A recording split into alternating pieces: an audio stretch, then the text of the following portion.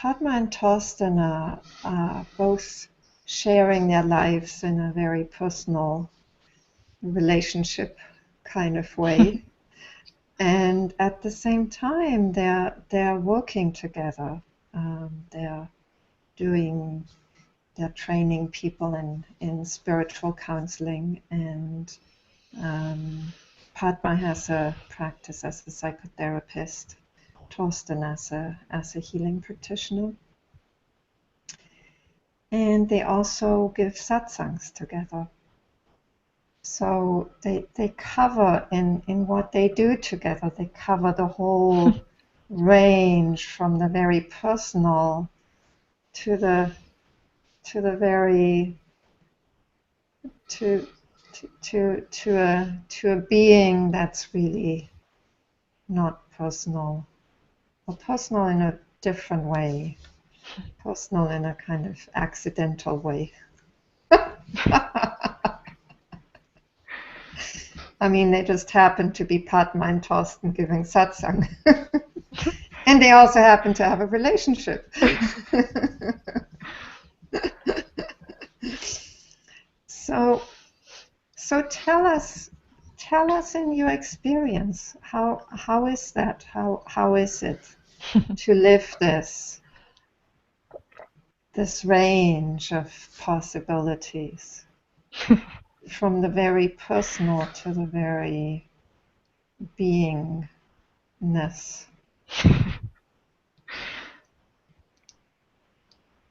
Well, very happy. We're very lucky, I guess. And yet, it's almost like, what can we say? It just seems very natural. It's like, that's just what happens in our lives, in our life. And has just unfolded very naturally. Mm-hmm. And on the one side, it's a wide range. It seems to be, but on the other side, it's nothing. It's nothing we do. It happens so. Mm-hmm. Mm-hmm. Well, it's interesting because I remember seeing an interview with Mukti on Conscious TV, who's the partner of Adyashanti. And she said something like, well, there was the relationship, which was very personal, and they related on that level, before Adyashanti woke up. And then he woke up and he started giving satsang. And at some point, she realized he also was her teacher. So there was this, on the one hand, a very personal relationship, on the other hand, a teacher-student relationship. And I don't know they actually give satsang together. I'm not aware of that. I do know they give satsang separately.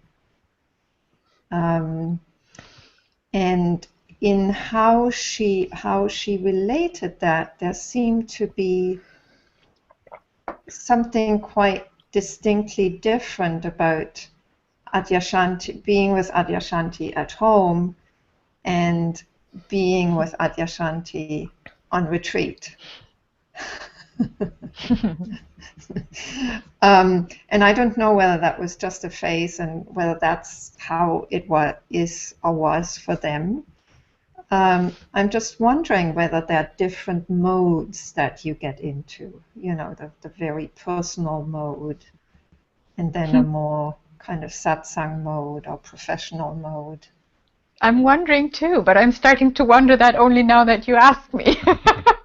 It's never actually occurred to me, but as you're asking this, I am noticing that, yes, that does seem to happen. Like, for example, with one of my little nieces, I've noticed that, that for her, there was some, it was strange for her, obviously, that we have a very personal relationship, and then when she first came to satsang, it was like, it was strange for her that we were different there, it seems, somehow for her. It's also, that is nothing that I could really tell you, because nothing I do. It's nothing I'm aware of. Like, oh, no, I'm a different Padma, or no, I'm not Padma, or it's nothing I put on or off.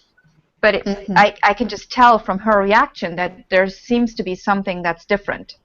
And yes, I can. I can find that also in other people where I have a very personal relationship, and they say also that then when we sit down for a session, even a private session, it's like, even one of my sisters, like very, very early on, before she ever even knew anything about satsang or anything, she would say like, oh, the moment we sat down for the first session we did, she said, you weren't my sister anymore. So something seems to happen, which I don't know. I can't really tell you exactly what that is, but I'm not aware that that happens between the two of us. But maybe because we just go in and out of that together so much. I don't know. So that's part of our natural daily relating too, it seems. But definitely what does happen is that when we teach together, certainly we're not relating in the same way, as we're not there about our relationship, but we're there together to serve the same purpose rather. So the focus is a different one. It's not like, like we're not relating in that moment. So it could be, I don't know, it could be maybe playful to bring that in from time to time. Sometimes it happens. Sometimes it happens, but that's not the main thing. The main focus is to be there for the one who is there, for the people, for sharing and exploration. And it feels a little bit more independent, more like there's light coming here and there's light coming here, and we are not shining the light so much on each other, if we want to say it like this. And of course, when we are together in a private surrounding, we are also, of course, behaving differently and making more jokes and being silly with each other and so on. We're public now. But is it not allowed to be public?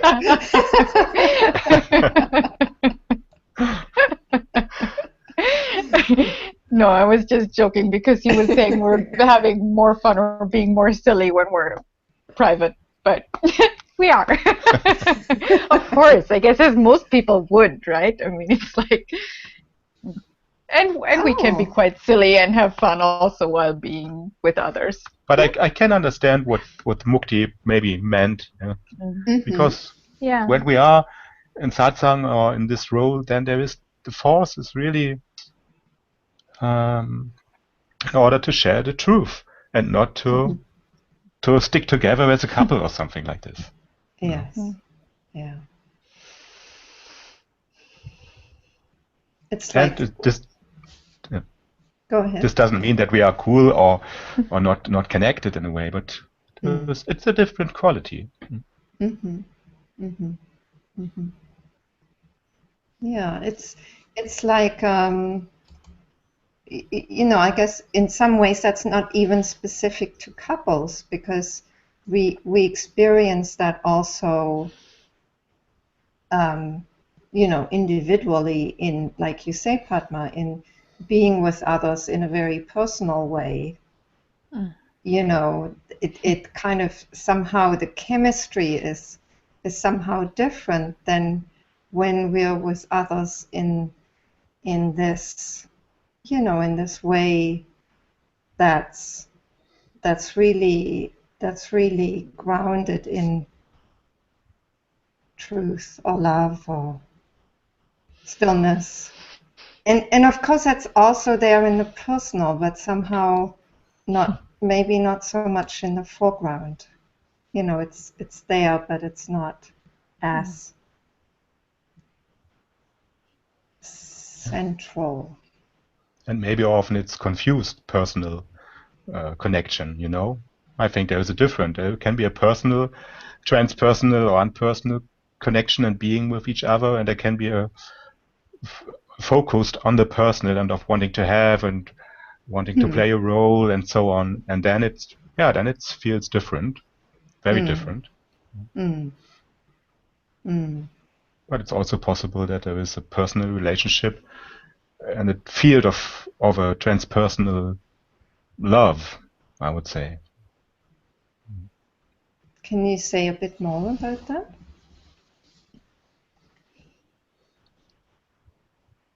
Well, yeah, I would say what can fall away is all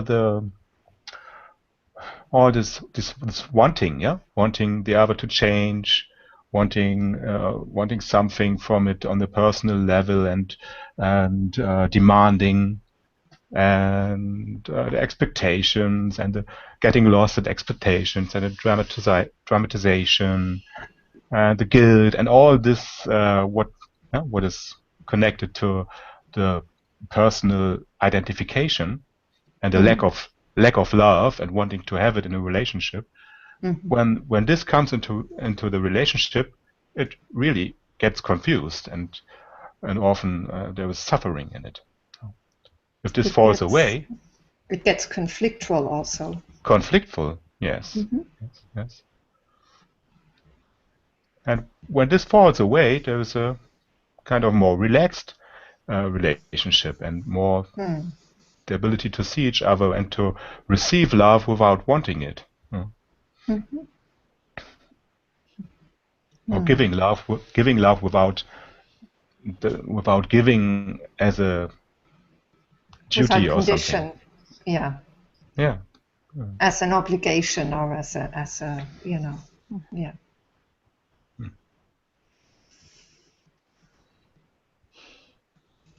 So it's a giving that's really that's just in the moment. It flows in the moment, and it's spontaneous, and when it's there, it's there, and when it's not there, it's not there. Yes, that's right. And when it's not there on a personal level, then that's a challenge. Can be a challenge.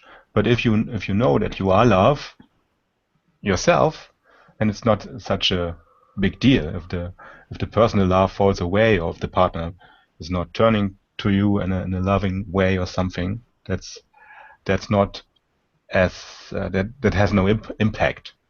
But if you confuse personal love and transpersonal love, then it matters, and then you will start to fight for love. Do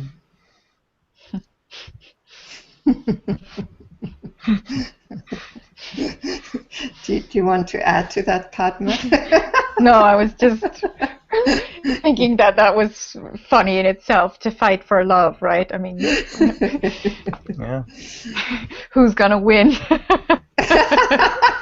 And what exactly?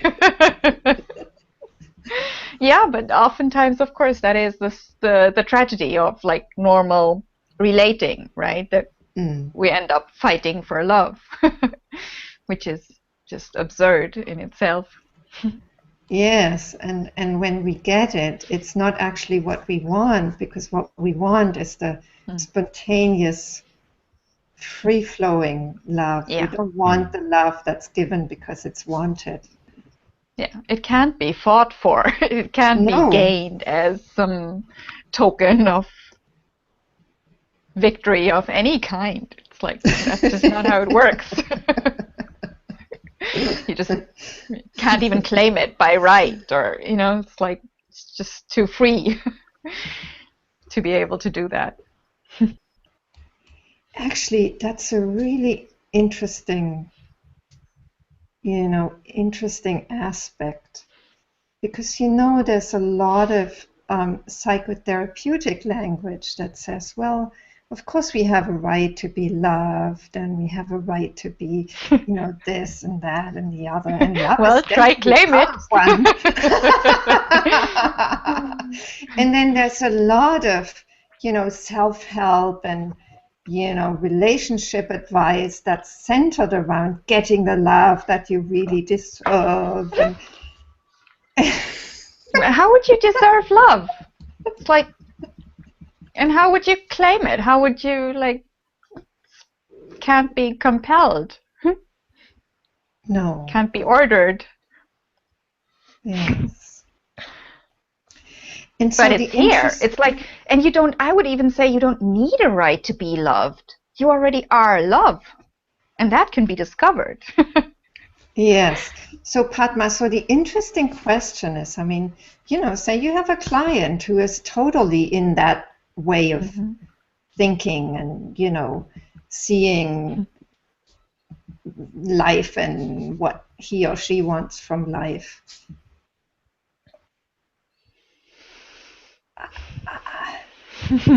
How can that be seen for the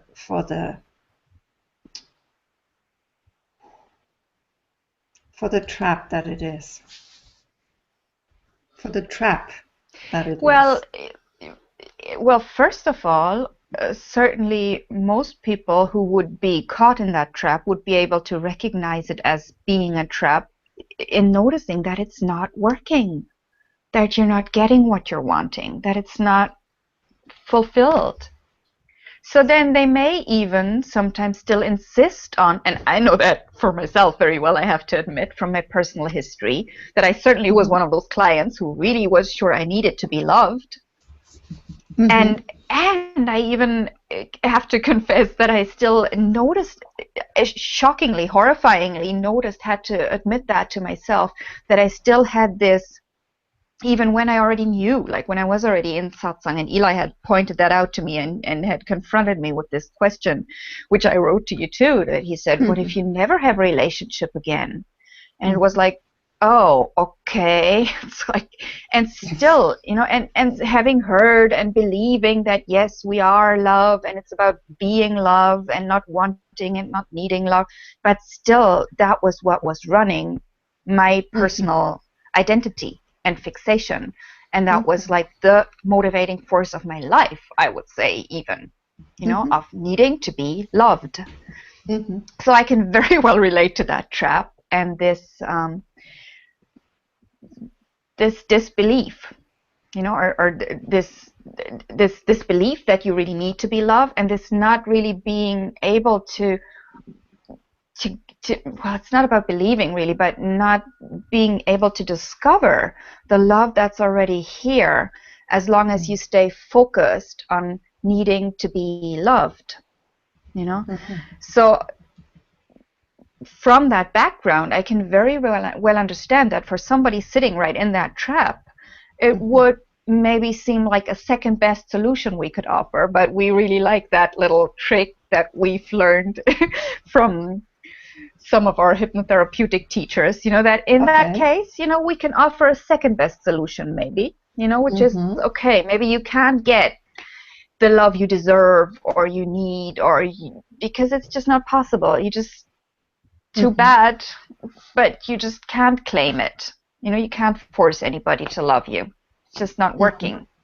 So then maybe we can offer the second best solution, which secretly we know is the better one, but we can still serve it as the second best solution to just, if you can't get it that way, maybe see where can we find love? It's like, where can we find also actually the essential desire that's really legitimately in there. And luckily, essential desires are based in our true nature and they are fulfilled, and we can find that. So we can then maybe open a door to an interest in finding that, turning towards that, and then that way also, and maybe on a more personal level, even we can use hypnotherapeutic tools very well to foster self-love, to turn to that part that's needing love ourselves and give that love, and nourish that part that needs love. And then love can start flowing there, and spread from there. And then very quickly, people will get a taste of it and they'll fall in love with that. And they'll find that, this is actually where true nourishment is. This is where fulfillment is really found. Yes. And often the word or the concept love is to be questioned. What is wanted by love? Maybe because we have so much concepts of love, but as you came to fulfillment, what is maybe we have to change the concept or the notion of what is maybe it's more fulfillment or peace or whatever what we really want from love. If love is so overloaded, and of course, if you maybe focus on fulfillment, for example, maybe you find moments where fulfillment already has revealed itself, or peace. And if you dive into these moments, maybe you also find tastes of deep transcendent love. So really, I mean, love is such in German, probably also in English, just such a word which can be overloaded with so much romantic concepts. But to really focus on what do you really want, and maybe find something else, some other essential quality, then we can look there. Well, actually, in my experience, and also understanding, when people look for love, in relationships or whatever, they're actually really looking for love. It's like that which, like, they're not looking for truth. They're not looking for knowledge. There are other people who look for knowledge, the more mental types. They want knowledge. They want to get it. What's the truth of reality? They want to wake up to that. But the people are looking for love. They're really, they're really looking for love, and they will find. I mean, ironically, they will find love because that's what they're looking for, and that's what's calling them. It's not knowledge. It's not fame. It's not anything in the world. It's really, it's love, and that's what animates the search. It's just the search has gotten sidetracked into something out there. And you mean also sidetracked into romantic ideas of personal love that would look any certain way, but really it is a search for the essence of love as this essential aspect of your true nature. Yes, and my sense is that beingness, that essence, that will reveal itself to them as love. It won't be so much truth. It won't be so much. Maybe, but it can have that too. But when somebody looks for love, it will be revealed as love. It will. But I would even say, to me, it seems very essential to also discover all these other essential qualities too, or else it remains limited. It's like, to me at least, it was really important also to discover this just vastness of emptiness, of just nothing at all, or this clarity of intelligence, or the silence itself, or all these different aspects, and to not just keep sticking to just this one little limited aspect. And then, of course, I mean, that also gets wider and vaster and beyond anything I would have been able to imagine even as love. But then they all become more like aspects of one another, Yes. Yeah. But then I would say also that I've also found that sometimes I would find that in some of the people I meet with, that they would say, oh, I want truth, I want freedom or peace or whatever, but love, no. It's like, that's just not part of what I'm looking for. And I would say that too, it's like, if you wouldn't let that into your life, you'd be missing out on something essential. It's like, you don't want to limit yourself to just part of the spectrum. No, totally. And I mean, myself, I was somebody who was looking for stillness. And that was like my entry point. Yeah. And then I found love. And here you are offering an online retreat on love. Did you find stillness first, or what would you say? Was it first more taste of stillness and then they revealed as love, or what was your experience? Oh, that Wonder. is such a good question. Hmm.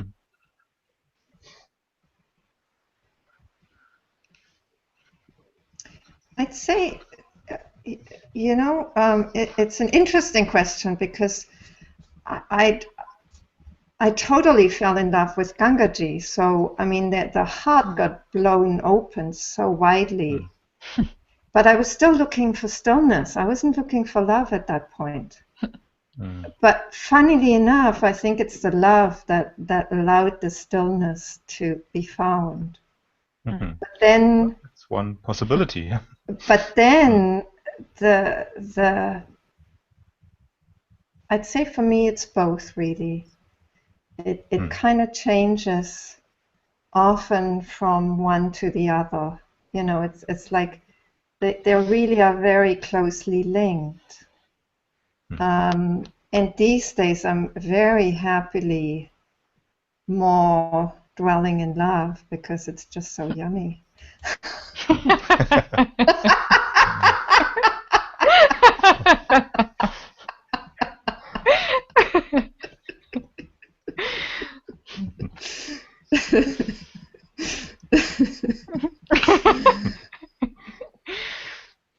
And Yes. so when the idea came of doing this retreat, which kind of just dropped into my meditative space at one day, I was just like, oh wow, yes, it's beautiful, of course, why not?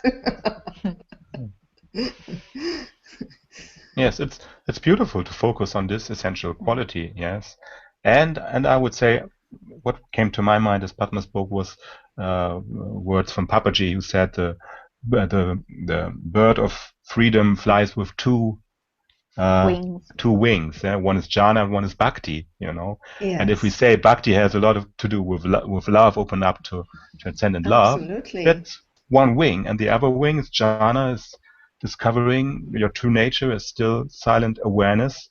So it's both. And in my experience, I just went back in my memory just for the for the retreat, and I cannot really say what was first.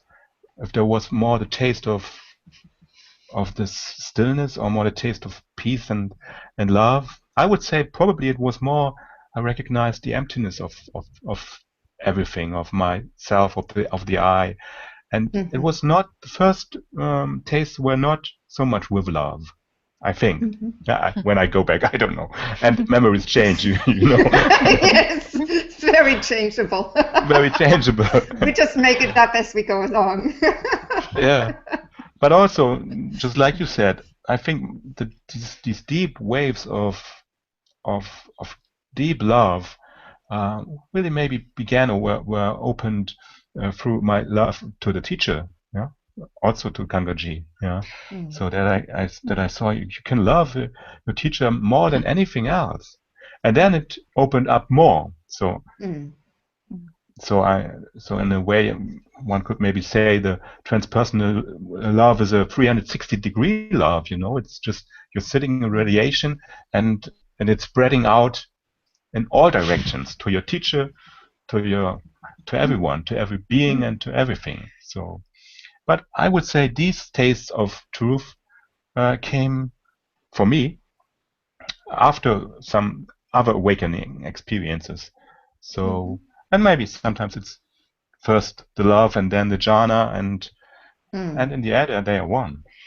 But I would also say now that along these lines, reminds me again of what I was thinking earlier also, that in a way we could say it cannot be avoided, because certainly there even are people who believe that in a way they need to avoid love because it's just too, might get too close or might get them, or which it will, which is the good news, that will just swallow you, devour you, and there's nothing left of you that's separate, because that's what love is ultimately. Yes. It's this oneness, that has to be discovered to really know the truth of yourself. You can't keep that aspect out, so you can't stay safe from that either. Luckily. Mm. Well, yes, and the desire to stay safe from that or to not go there in itself is just something that at some point, it's a protection that Yeah, needs to be dropped. And what because are we it's not afraid needed. of? Right.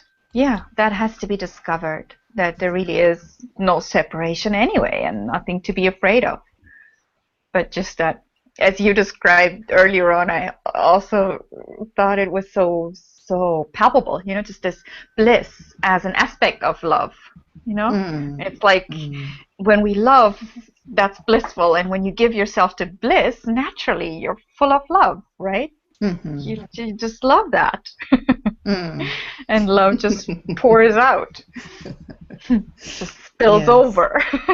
Yeah. Yeah. Yeah. Yeah. There's this quote from Muji, but I think it could be I think it could be Gangaji too. I just read it recently as from Muji. Who says love loves love. Yeah, yeah, I heard yeah. this from We've often Babaji. heard that It from just Eli and it just Gangaji. Uh-huh. yeah, it just goes round Yeah, and round and round, and it gets more and more intense. yeah. It just becomes this never-ending love affair. Mm, Yes. yeah.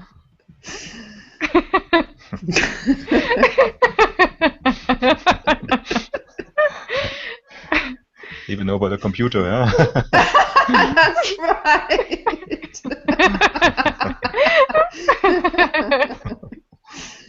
not limited by computers even.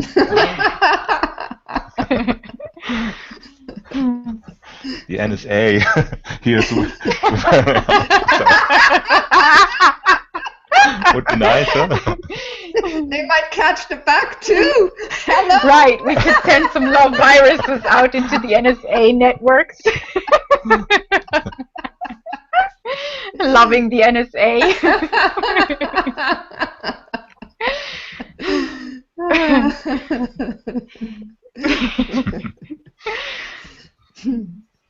Well, actually, it's interesting you bring this up because, it's just so much been a deep longing that's always been there in me, from very early on. I remember thinking of myself as a citizen of the world, and there was always a sense that it's all part. It's all one thing. And why do we divide it? I didn't get it. And for me, the beauty of doing this kind of retreat is that it really, there is that, space is no longer an issue. It used to take weeks to get from Europe to America. And, it still takes, if you get into a plane, it still takes, several hours. But here we are, you're in Europe, I'm in North America, others are elsewhere on the globe, and we're all together. We're brought together by love. Yes, yes. How And I would, how much more beautiful could it get? yes. And I would add that even, yes, these imaginary borders on the globe, it's so obvious. They're just so ridiculous. There are no lines that separate anything. And here we are speaking of love, so where are these borders? Like, where am I? Where are you? Where's the line here? It's like even these personal identities, it's like they just are no limit to this force that we could call love. Yes. And that's what this force that we call love makes obvious. It's like, and that's what we love about it, because that's where it sets us free from these imaginary boundaries. Yes. And imaginary lack, because the boundaries create the lack. It's like, right. Oh, there's, I'm lacking love here, so I gotta get it there. And yes, of course, as soon as we cut ourselves off from the whole and imagine we're this little piece of meat, of course there will be lack. Mm.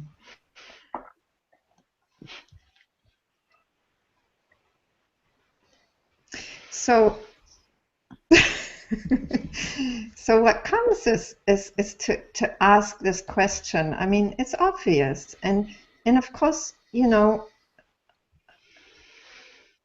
being human, that's what we're all dealing with. We're dealing with conditioning that comes back, you know, that's still there or that hasn't quite gone yet, or however you want to call it. So in a relationship, of course, that gets called up, you know, like it does in all kinds of other situations with other people. But in a relationship, for sure, it's like it you know, you get into old patterns of relating, old conditioning, you know, old beliefs about what the other is about, and you know, all that kind of thing. So how do you live that when that comes up for you, between you? I'm not sure it has for a while. It was very strong in the beginning, certainly, but it has become rare, I think. And maybe it's just not even noticed so much because it's not such a big drama, or maybe we just have found a very easy, natural way of supporting one another in that also. Because I guess that's one of the essential foundational qualities in our relationship, that for both of us there's a very deep willingness to go beyond these conditionings. You know, for both of us, it's like our relationship has to serve deeper awakening and deeper love and truth, and not the other way around. You know, we're not here to make this relationship work out so it will serve our conditioned ideas, you know. But we're more here about having those blown away anyway. So if the relationship serves that, great, you know, we'll use that catalyst. Yes, and then there can be a fire of emotions, you know, disappointment or anger or fear or some what they can arise, but I would say we both use them as a kind of fire to burn all the rest of belief systems and identification patterns, and therefore the relationship, probably I've learned more from the relationship through this burning fire than any other life circumstance or so. Yeah. So for sure, because it's full on, right? Yes, it is. And I would add that really that has become much less. And at the same time, what has become more, which has always been there too, and has become more and more also, is just a ground of loving support, not in a confrontational sense. Also, that is there, but also really just understanding, compassion, you know, that because often people then also have this idea of like, oh, okay, then you just have to confront each other and push all your buttons, and that's not it either. You know, we're very loving and kind with each other too, you know. And of course we do have conflicts and arguments even sometimes, but they get less and less and easier and easier, I would say.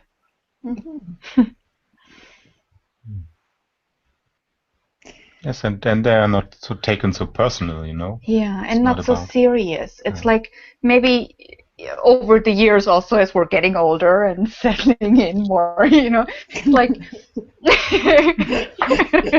getting gray and white, you know. It's like it's less dramatic.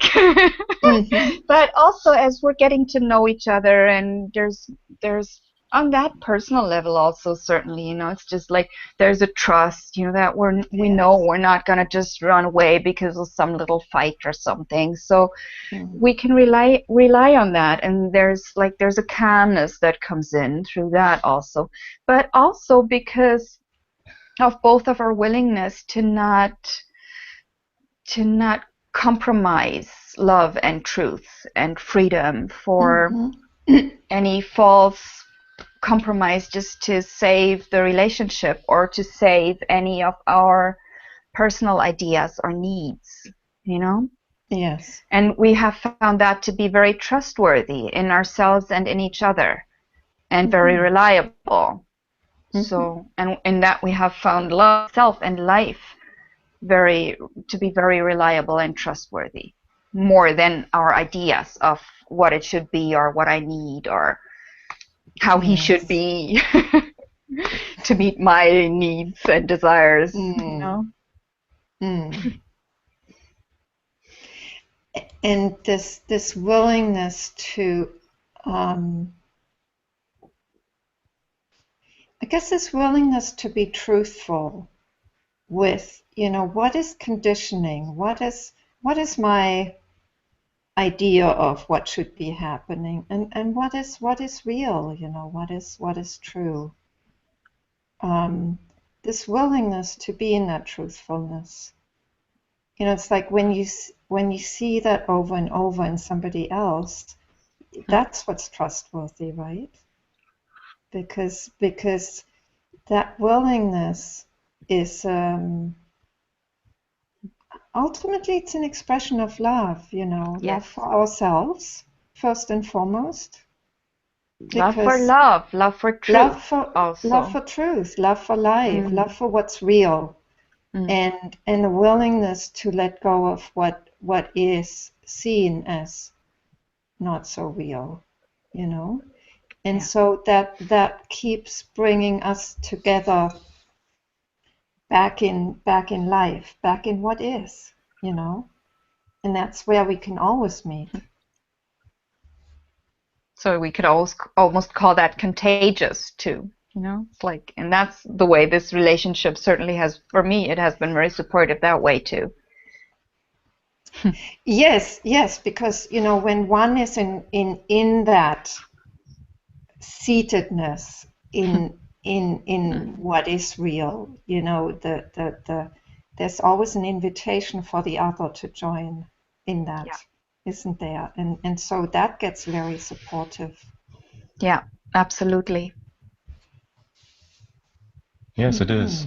And if you have a partner maybe where there are different approaches to truth, this is also a possibility. If one stays true in the relationship, that's enough. Then you can be the invitation for the other. Yes. Although that can be a bit more challenging. Oh, certainly. Yes, certainly. We're very lucky that way. And who knows? Yes, I would agree, that it seems like that's extremely lucky, and I really definitely do appreciate and value it. And it certainly can be of great value and use also to have a challenging relationship or to have no relationship. I mean, it definitely was for me, as I told you, that Eli confronted me with, what if you never have a relationship again? And that definitely needed to be faced for me, It's like, or else I would have just gone on with an addiction. And the Tibetan, somewhere in the Tibetan tradition, it's also said that the most advanced masters should have, again, a relationship to a woman, or man to woman, or woman to man, so that the last vasanas are pulled out, So sometimes that's also good. Vasanas to have being the last, the conditioning. The tendencies of identification. The patterns, So that just for those who don't know get stirred up in a relationship. So. And I would say this was a function, or is a function, of our relationship too. Yes. That we can't fool ourselves so easily with conditioning, because the other may have a very different conditioning, and so they clash. So you get confronted with it, And definitely we have very different personalities and very different likes and dislikes in many ways, and in many areas. So there are challenges that way. Good. Yes, really good. You're lucky. I've learned so much through that. Yes, absolutely. Yes. Yes, it's like really, in such an intimate setting, to get confronted with deep conditioning is so useful, to see like, wow, that's not reality. That's just my idea of how it should be. He's got a completely different one. She's got a completely different one.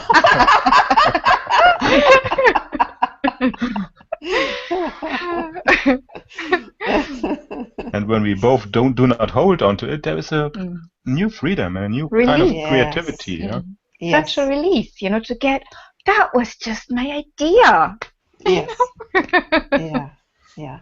And like you say, when we're no longer holding on to the idea, or the concept, or the image, or the emotion, then that energy that was bound in that attachment, it is free, and it can go anywhere, and it can get very creative, and then the solutions can also be found to those conflicts, often quite easily, right?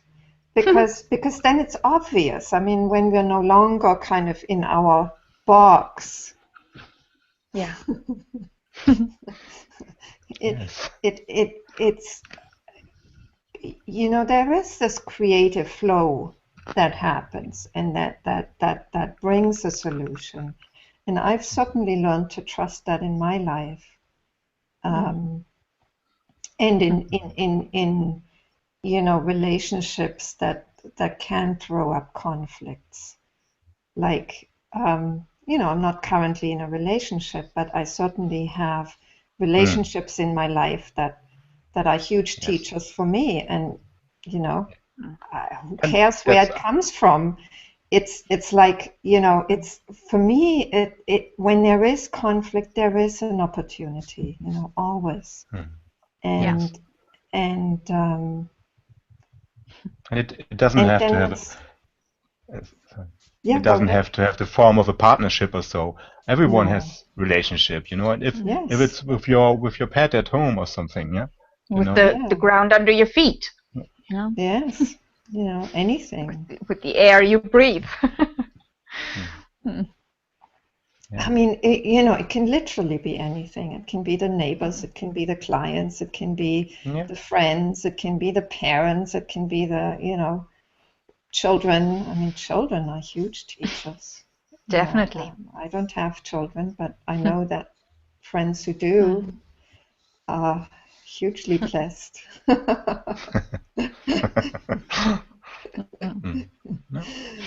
Yeah. I wonder whether it's time to look at the whether there are any questions or comments. Yes. I'm going to do that.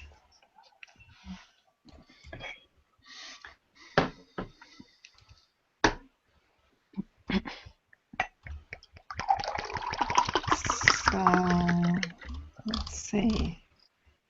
There's Bernard commenting. Personal in a field of transpersonal, yes, beautiful and true in my own understanding and experience.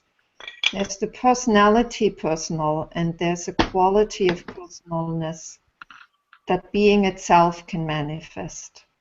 Regardless, as far as I'm concerned, of all the teachers and teachings that emphasize that reality is only transpersonal or impersonal. What a joke. You know what I like about transpersonal is it's trans. It's transpersonal. It's not around personal or without personal. It's trans. Like the Trans-Siberian railways go all the way right through Siberia. Yes, they don't skip it. It's like it includes the personal. And it gets expressed in on and through the personal. I mean, how else could it be? It's not separate. Yeah. So thank you. Thank you for that comment. And the second one is, I look for reality as love, ? Then there are good chances that that's exactly what I'll find. Yes, absolutely. To me, that talks more about ourselves than about the true nature of reality. As we conceive, so we perceive. So let's be aware of our concepts. For me, by now, reality is clearly multifaceted, multidimensional, with so many aspects to it, so many dimensions. All the known ones, which are many, with whatever else it has up its sleeveless sleeve.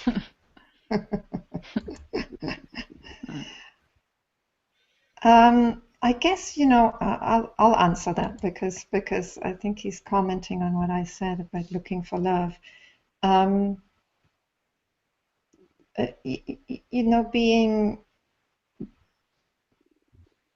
Being who we are, there's something about accepting that and seeing that, I have blonde hair and blue eyes, and others have brown hair and brown eyes, or brown skin. It's just like whatever is there is the starting point for what unfolds. And if the starting point is a search for love, yes, that'll be the door of entry, but not necessarily all that's being found. It's just I see it more as just a way in, and then from there everything else unfolds perfectly. There are other aspects to be experienced and to be felt, absolutely.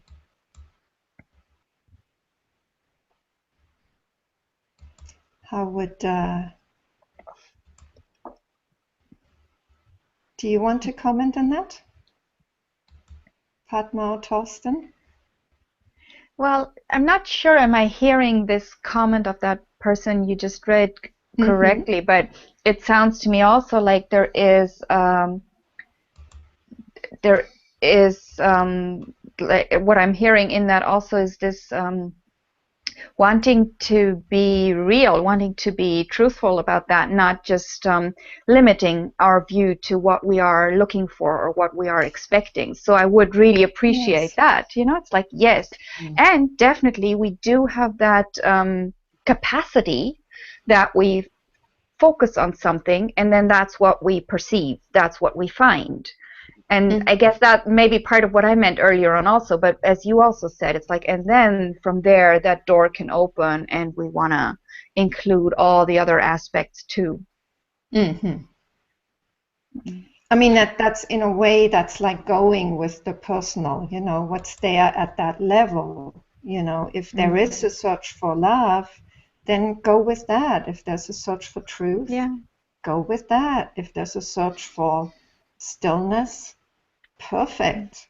Look for stillness, Of course. Great. I mean, and that what you're just saying now makes total sense, because only that way will you have that passion for it. Only that way will there be a willingness. It's like, because even if you're looking for truth, I would say it's like because you love truth more than at that moment you would love any idea you might have of love. So it's like, if it's truth you're looking for, okay, great. That's what will have that attraction for you also. So it will attract you. Yes. And it that's where the, to use that expression, that's where the juice is. I mean, why would you go elsewhere to look for something that you don't have a love for? Will be much harder to come up with willingness for that then. Yes. It's like, but if you love it, if that's what you want, let's say, if it's freedom, truth, peace, it's like, you're willing to give yourself to that. You're willing to give all your other holdings that would hold you back only for what it is you truly want. So that's what you go look for. Yes. Yes, totally. Yeah. And I don't know if I understood one comment correctly. There was a comment of it's too much talking about personal love. Was this the comment that I heard? I didn't hear it that way. Yeah, okay. So if there is please ask question if you have the feeling that talk can go also in another direction. Yeah, actually there You is a also can. question. Yeah. There is a question that I'd like to put to you also. Wendy asks, can you talk about babies and their needs and experience from the earliest moments of life? We always assume that a baby's birthright is love, that they need love as nourishment to survive and thrive. And we can see the suffering that arises in the absence of love in the earliest years. Any comments? Thanks. Yes, well, thank you for this question also. It's definitely, yes, on that personal level, we need love to even survive as babies. We just spoke about that earlier today, actually, that, I don't know if you remember, but like in the, what was it, 1800s or something, or even earlier, there were these experiments that some researchers did, or actually some emperor or somebody had these researchers have some children be given food and all they needed to survive, but nobody was allowed to have contact with them, like in loving contact or affection, because they wanted to see would these children develop speech if nobody spoke with them, and none of them survived. So they just died from lack of love, literally. Like even physically, they couldn't survive with what we would think of as just their physical needs. But really, this need for love obviously is that essential also even for our physical survival. And definitely for our emotional thriving and personal development, yes, definitely there is that aspect on that level, in this realm of personal development. And yet, as you certainly know, even from a psychotherapeutic point of view, it is also possible to still nourish that later on and to still fill in those blanks or lacks or gaps. And even more so when we allow ourselves to really dive into those very abysses to find that transpersonal love that's already there, where it's even just such an act of love to turn towards this perceived lack of love that can be so deeply healing. I'm not sure if that answers Wendy's question, but maybe she can ask, maybe Wendy would be willing to ask again if Wendy, do you want to went in the right direction or not at all, or? Yes, let me see. Do you want to come back to Padma on this? I don't see anything for the moment.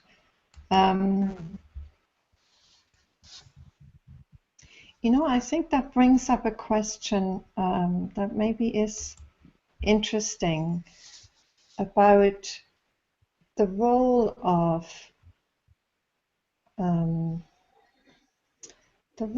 painful experiences in our lives, that we carry, hurts that we carry, pain that we carry, and that somehow get translated into, I'm looking for somebody who's not going to disappoint me this time, or who's going to give me what I really need. And then, of course, invariably, that gets disappointed. I mean, sooner or later, there'll be a lack, because nobody can perfectly be exactly how we need them to be and how we perceive them to need to be in order for us not to get hurt again, or to not get, be in lack again, or experience that again, whatever that is. And so again, when we're, it's unfortunate, I mean, but at the same time, that also can be a huge teacher if we're willing Right. to. Yes. Yeah. to let I was, that teach us about what is really needed and what is really here. mm, yeah, absolutely. I was just about to say that, that may very well be also that life is just wide enough and gracious enough to not let you get away with the booby price, of just getting around those hurts, but it's willing to confront you with them again, to give you this chance again to dive right in and discover what's even deeper, where there is this even greater love that can hold this in compassion and heal that, and then just you wouldn't want to miss that. And I think it's a necessary point, You cannot, in my experience, you cannot really find healing or love or fulfillment without getting into the spiritual dimension, It's really a limited thing, If you go from the integral model from Ken Wilber, you go through the pre-personal to the personal and then to the transpersonal. And from the personal to the transpersonal, well, you have to leave your your concepts of love, of getting love something that you get from other people, like you imagine. You have to leave it behind. I see there's no other way. Actually, And that's a like, big disappointment, yes. and that's meeting with emotional pain, that's meeting with fear, that's meeting with anger, and that's the necessity of really exploring your true nature and discovering this. For me, it seems the only place where love is really freely flowing, and then it can flow back to your pre-personal states and woundings, and to your personal states and woundings. But I don't know if there is really a healing without this. It's not my experience. Or there may be relative healings, Relative healing, yes. There may be relative healing on the personal level and on the pre-personal level. But if transpersonal or this love that's beyond all that is what you're interested in, then that's the way to go.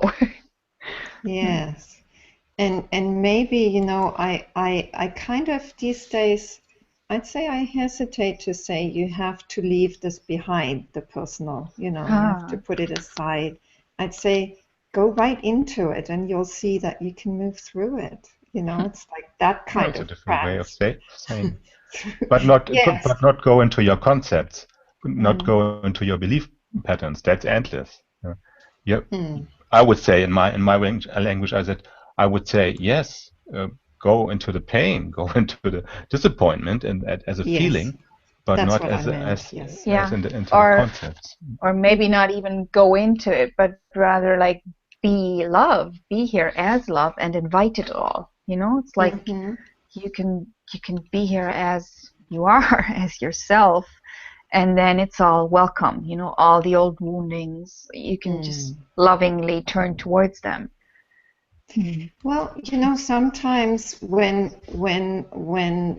we're very caught in the personal, in a certain feeling, in a certain belief, it may be necessary to start there, because at that moment the love is kind of not very real, seemingly, right?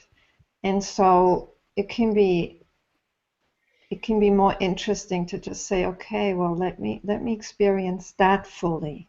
Yes, of course. That pain, that anger, that hurt. Yeah. And there already is this.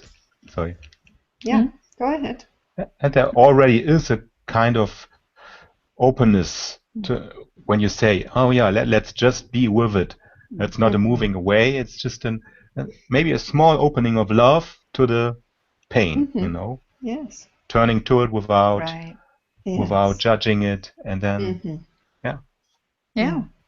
Actually, there is a loving taking care of in that, isn't there?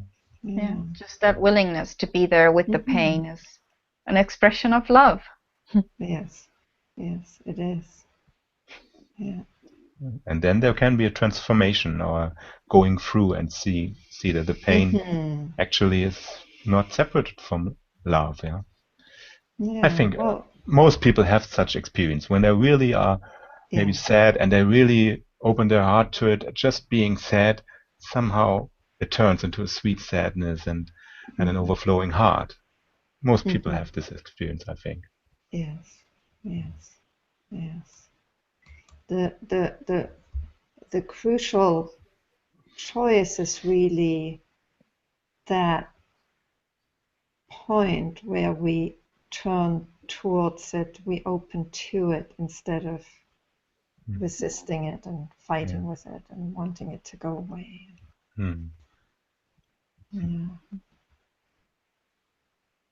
So I'm going to check whether Wendy has any. Oh yes, here's something else that she's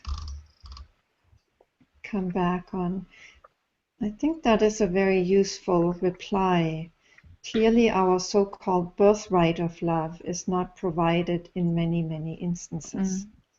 Yet such is the inherent thirst for love.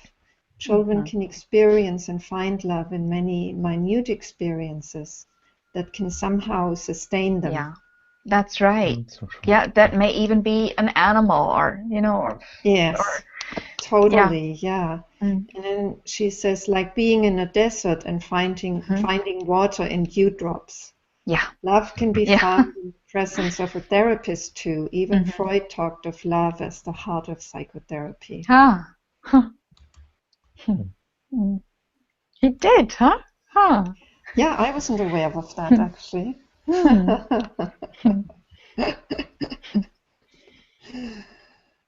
Yeah.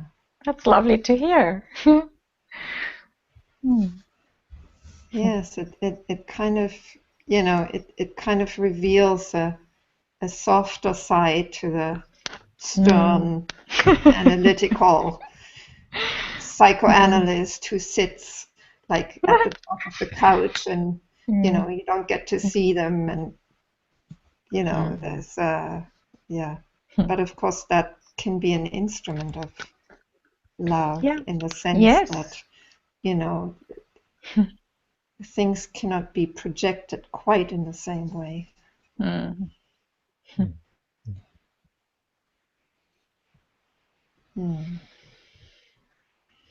Yeah, or also interesting, just what comes to my mind also, speaking of Freud and this psychoanalyst sitting behind the couch and,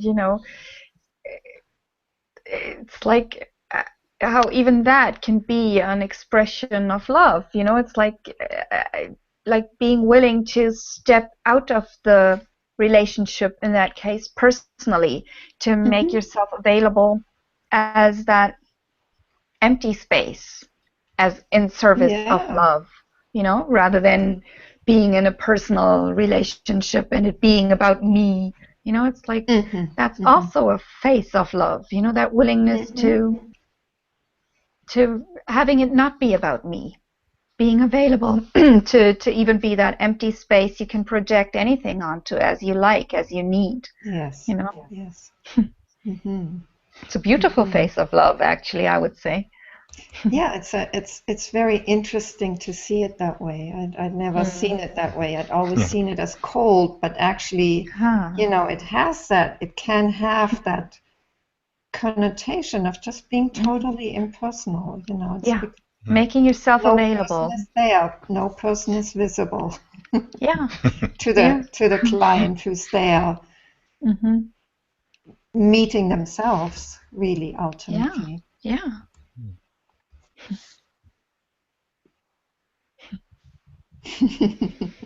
Love has mysterious ways. It sure does.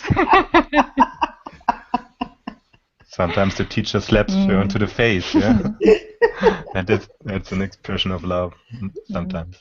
Yes. Yeah.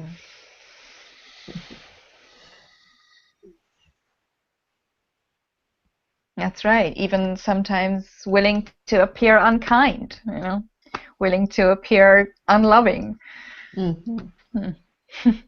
Yes, your teacher, Papaji, was quite an example of that. I mean, he could be quite ruthless and quite hurtful with people. Oh, yes. Yes. And oftentimes that was the best service, you know? It's like oftentimes that was what just shook them awake, you know, or just pushed them back into themselves and into discovering this ruthless true love, you know, that's not just always nice and kind and it won't disturb your sleepwalking around, you know. But he would be willing to just like go no also with anything that would let you get away with betraying this truth and love for the truth of yourself, you know. Just completely unwilling to play any game around that, you know. I think that's extremely loving. Yes. Tough love. Yeah. And he could be utterly sweet also. It was just like sometimes it was just like, you know, he just needed to touch somebody and they would just melt in bliss.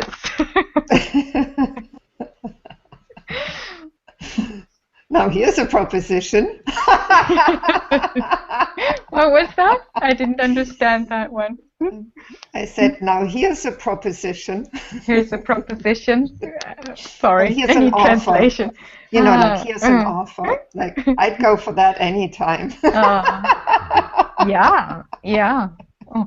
And of course, people were scared of that too. You know, there are a lot of people in this world actually at this stage, I would think, that would be scared of that wouldn't go near anybody like that, you know? Yes. Because, yes, certainly he could just swallow you whole. Love would, you know? Yeah, and we wouldn't want to resist, of course not. But, yes, I mean, just in my past, I definitely know that tendency too, you know, while at the same time looking for love, desperately wanting to be loved, but wanting still, to you stay know, safe at the same oh, time. yes. Right? Yeah. I mean, oftentimes that's what we do, isn't it? Like that's what we find if I look in all my past record of unfulfilled relationships, you know, unhappy love relationships, that certainly was a big part of the dance, you know, of like finding exactly that same partner also who would do that dance with me, you know, of just like not getting too close either. Yes. Ultimately being unavailable. Yeah.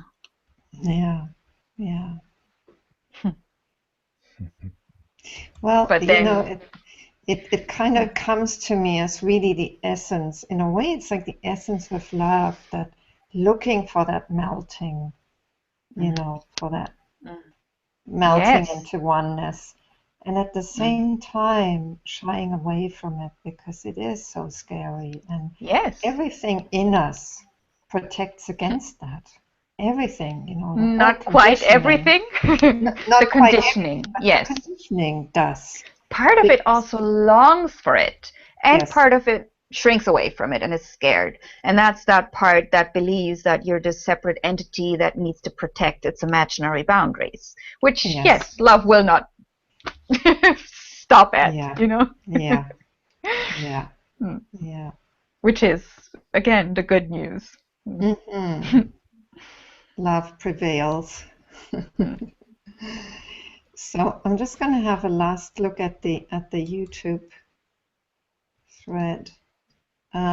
Stephen says, lovely and encouraging to feel the joy radiating from the two of you together. I like the way you equated the search for love with that of truth, peace, freedom, etc. Also that love itself is ultimately absolutely essential to life, even when we aren't seeing it as love.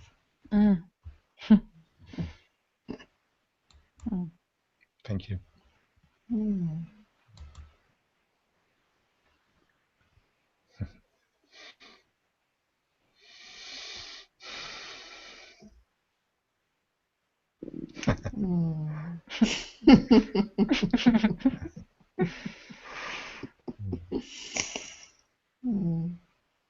Yes. You know, I think that's why I wanted to to invite the two of you, because there is something very healing to see two people who have a very personal relationship and at the same time are in that ground of love. Just reminds me of something too that may be useful to share, that it just comes to my mind again, that I used to have this misunderstanding also, that when I spoke to you earlier, when I told you earlier about this misunderstanding that I would even hold on to, even when I already knew, yes, we are loved, that's our true nature. It's not about being loved, it's about being loved. And still there was this holding on to it, almost as if I were defending this this belief that I still needed to be loved, as if chances were diminished. You know, if I weren't holding on to that anymore, if I let go of that and just allow myself to drown in the abundance of love as it's already here, of discovering that as my nature, as if then chances were decreased of finding love also on a personal level. The absolute opposite is the case. I can confirm for sure from my own experience. Yeah. So just in case, if anybody out there were listening who might have somehow slightly similar misunderstanding, I'm living proof.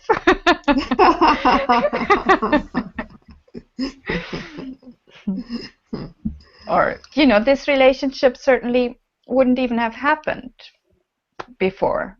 It's like, and certainly not in this way. Yes. Yeah.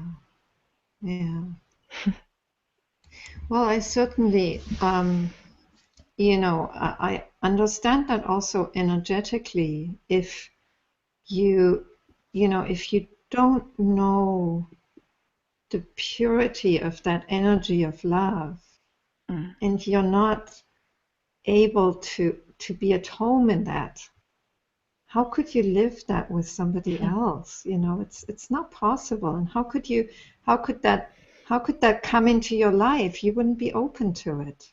You know, you wouldn't even know it for what it was.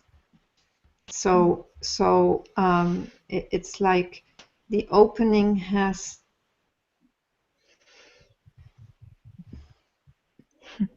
No, I'm not going to say that. I was going to say the opening has to be there to love itself first before that love can come into your life.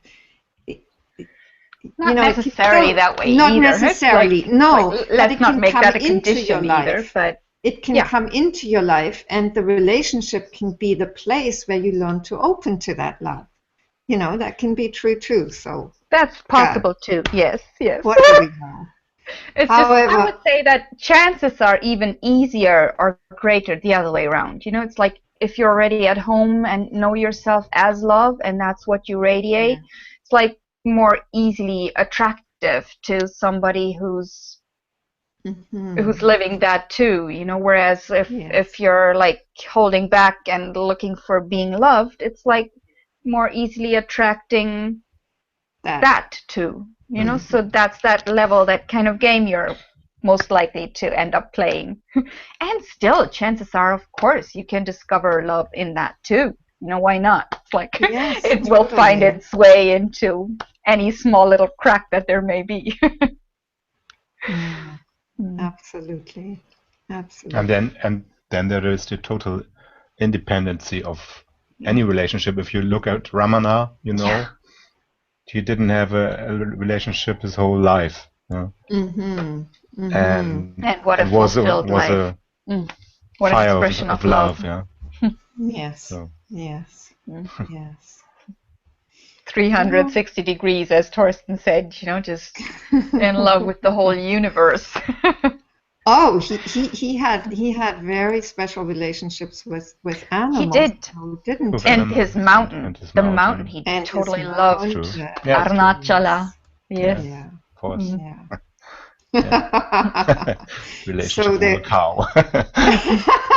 So there were forms for his love too. You know, That's they Yeah. were right. just somewhat unusual. Yeah. Mm. But, you know, of course, the main love was without form.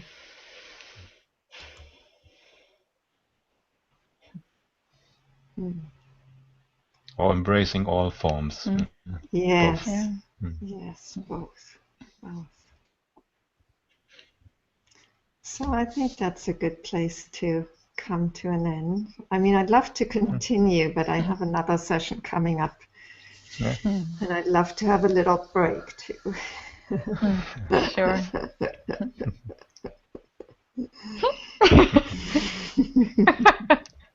bit of self-love manifesting. I Yes. think it's very Good for you. actually. Yeah. Okay. So thank you very much. Mm, Thank you for thank bringing. Thank you for bringing that shining being to us into this retreat. Yeah, it's very beautiful. Thank Very you. Thank lovely. you for this invitation and this exploration. Mm-hmm. Yeah, yeah. It's very, very lovely. Very beautiful. And Thank you. it was lovely in that it covered the whole range from the very serious to the very light. You know, That's right. it's just flowing in a very lovely way also. So thank you to you. Thank you. Thank you.